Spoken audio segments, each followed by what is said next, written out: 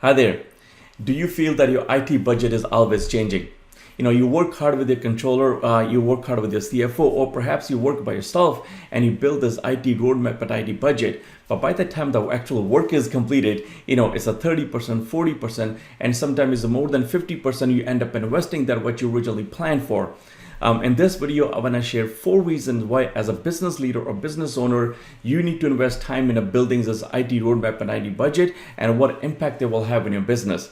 And also, I want to share 3 items with you. If you can get a handle on these 3 items, not only give you precise IT budget, but it will make a big impact on 2 critical items in your business. One is payroll and second is revenue. So let's talk about the 4 items why, as a business leader, you need to invest time in building IT roadmap and IT budget. So the first item is managing unpredictable cost. So if you have a good IT budget, IT roadmap, you know how much is costing you to run your IT department, this month, how much it will cost you over the next 12 months. It give you a handle on the operational cost, that how much it will cost you to run your IT department over the year or 2 years, how long you want to build a plan. When you have that, precise operating cost, sorted out, it allow you to deal with all the other unpredictable costs around in your business. The cost of if your process changing in a business, if you're doing things, one way in a purchasing and you need to change it, how much it will cost. You can add that to your operating budget, and that be your cost to change the business process. Or training or any new purchasing you need to do around the technology. So if you have the precise IT budget, it lets you easily calculate how much it will cost to add or even upgrade some of those items in IT department. The second item is business decisions.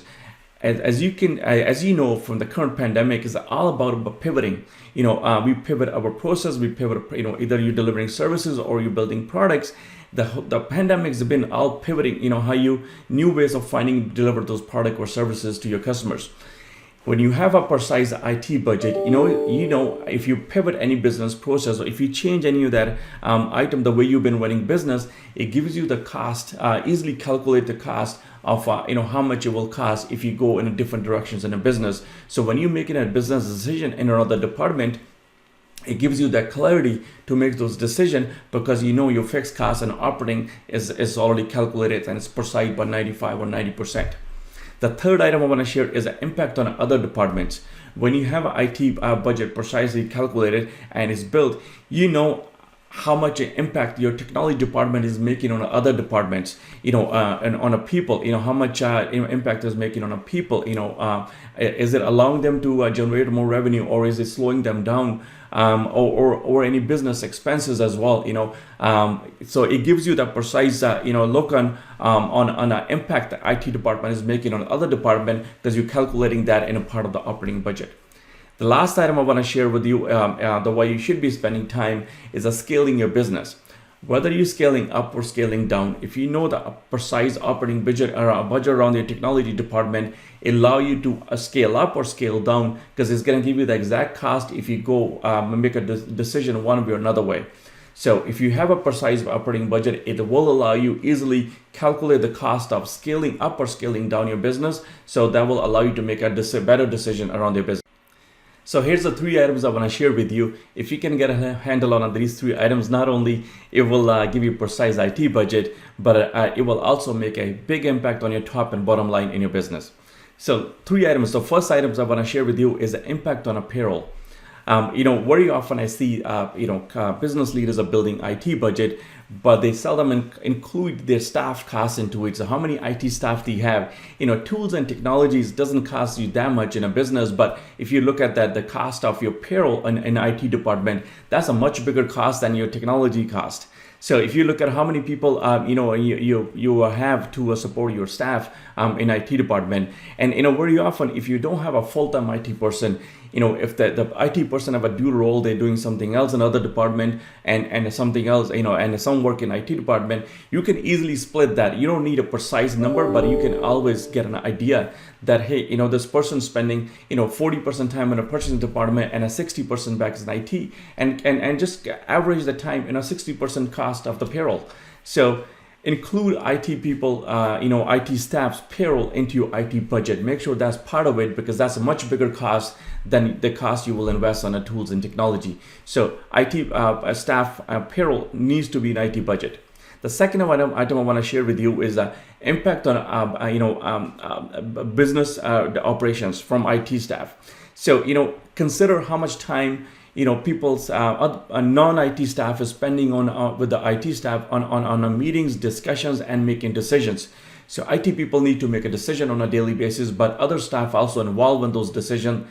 They also involved in the meetings, because it's involved their business process and not only IT. So how much time we taking out of other departments in the meetings, discussions, or reviews, or making decisions, or consider the time that IT department spending with the other departments and how many people involved in that. Consider that part of the budget as well. That should give you precise outlook that how much time we're investing out of payroll to making IT decisions, and can we take that time away from it? Can we be more precise on the time? So that's the second item. Consider the time IT department spending with the other departments on a decision process.